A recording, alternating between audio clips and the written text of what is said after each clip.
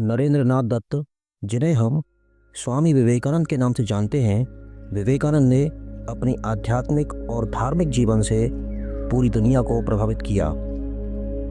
आज की चर्चा में हम विवेकानंद और उनके गुरु श्री रामकृष्ण देव के बीच एक घटना का वर्णन करेंगे। इस घटना से हम विवेकानंद के विषय में थोड़ी सी झलक प्राप्त करेंगे। तो लीजिए हम इस प्रसंग को आगे बढ़ाते हैं। विवेकानंद के भीतर धार्मिक सत्यों को जानने की जिज्ञासा बचपन से ही थी, जिसके लिए इन्होंने सभी धर्मों का और दुनिया में प्रचलित दार्शनिक मतों का अध्ययन किया। इन्हें संसार के विषय में या आत्मा और परमात्मा के विषय में सैद्धांतिक ज्ञान की जिज्ञासा नहीं थी। विवेकानंद उपनिषद में वर्णित आत्मा अर्थात ईश्वर का साक्षात अनुभव करना चाहते थे। सत्य की खोज में वह अपने समय के ख्याति प्राप्त साधुओं, सन्यासियों एवं साधकों से मिले। उन्हें एक ऐसे व्यक्ति की तलाश थी जिन्होंने उपनिषदों में वर्णित आत्म तत्व का साक्षात्कार किया हो। वह केवल शब्द ज्ञान से संतुष्ट नहीं होना चाहते थे। विवेकानंद के मन में बचपन से ही भौतिक सुखों के प्रति कोई आकर्षण नहीं था। उन्हें किसी भी प्रकार के प्रलोभन आकर्षित नहीं करते थे। वास्तव में उनका जीवन त्याग और वैराग्य का उदाहरण था। यही कारण था कि वह सदैव चिंतित रहा करते थे। वह सत्य को प्राप्त करने के लिए अत्यंत बेचैन थे तथा सभी प्रकार के त्याग और तपस्या को करने को तत्पर थे। अनेक लोगों से मिलने के उपरांत सौभाग्यवश श्री रामकृष्ण देव से उनका मिलन हुआ। उनके संपर्क में आने के बाद विवेकानंद के जीवन में बहुत बड़ा परिवर्तन हुआ। एक दिन बड़ी विनम्रता से स्वामी विवेकानंद ने श्री रामकृष्ण से परम सत्य का साक्षात्कार करने की इच्छा प्रकट की। श्री रामकृष्ण देव ने विवेकानंद को परम सत्य का थोड़ा सा स्पर्श दिया, जिससे विवेकानंद का विश्वास दृढ़ हो गया। अब वह जान गए कि श्री रामकृष्ण ही उन्हें सत्य को उपलब्ध कराने में सहायक होंगे।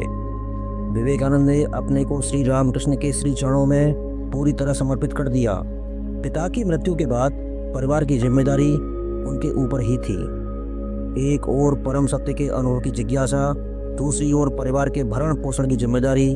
इन दोनों के बीच में विवेकानंद और भी परेशान रहने लगे। ऐसे में उन्होंने अपने गुरु देव से प्रार्थना की कि आदिशक्ति माँ काली से परिवार के भरण पोषण की व्यवस्था कराने का प्रार्थना करें, क्योंकि विवेकानंद जानते थे कि वह आध्यात्मिक खोज में पूरी तरह से तत्पर हो जाएंगे तो उनके परिवार का भरण पोषण कैसे होगा।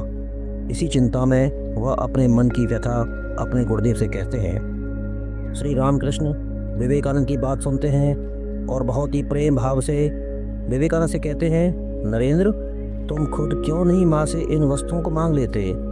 आखिर मैं भी तो उसी से मांगूंगा। माँ अत्यंत दयालु हैं। तुम उनके सम्मुख प्रार्थना करो, वह तुम्हारी प्रार्थना अवश्य सुनेंगी। अपने गुरु श्री रामकृष्ण देव के आदेश के बाद विवेकानंद माँ काली के सम्मुख खड़े होकर प्रार्थना की मुद्रा में आते हैं और उनकी आंखों से आंसुओं की धारा बहने लगती है। वह ईश्वर के प्रेम में इतने डूब जाते हैं, भाव विभोर हो जाते हैं। उस प्रेम की दशा में उनके मुख से सहज रूप से निकलने लगा, माँ मुझे ज्ञान दे, माँ मुझे भक्ति दे, माँ मुझे वैराग्य दे। मंदिर से बाहर आने पर उन्हें पता चला कि जिस कार्य के लिए वह माँ के पास गए थे वह तो हुआ ही नहीं, उसकी तो उन्होंने प्रार्थना ही नहीं की। इस प्रकार वह पुनः माँ के सम्मुख अपनी मांग के लिए पहुँचते हैं। कई बार वह मंदिर में अपने परिवार के लिए भौतिक वस्तुओं की मांग में जाते हैं, लेकिन हर बार जब वह प्रार्थना के उच्चतम अवस्था में होते हैं तो इनके हृदय से भक्ति, ज्ञान और वैराग्य ही निकलता था। इस प्रकार विवेकानंद माँ से कुछ भी भौतिक वस्तुएं न मांग सके।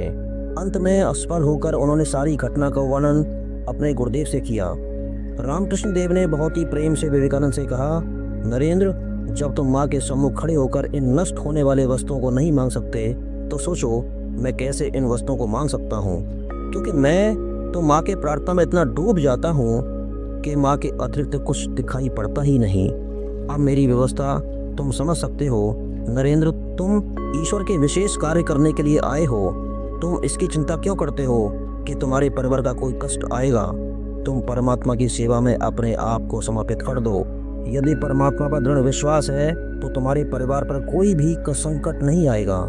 अपने गुरुदेव के मुख से यह बात सुनकर विवेकानंद पूरी तरह से रूपांतरित हो गए।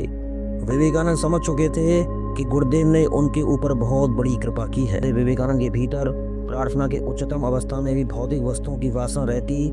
माँ काली के सम्मुख उनकी पूर्ति की मांग करते तो श्री रामकृष्ण देव की परीक्षा में उत्तीर्ण न हो पाते।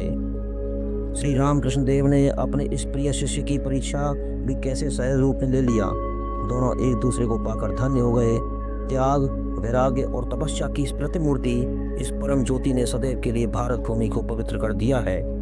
धन्य है ऐसे महान गुरु श्री रामकृष्ण और ऐसे महान शिष्य स्वामी विवेकानंद। धन्य है यह भारत भूमि जिस पर श्री रामकृष्ण और स्वामी विवेकानंद के चरण पड़े। ऐसे गुरु और शिष्य को कोटि कोटि नमन।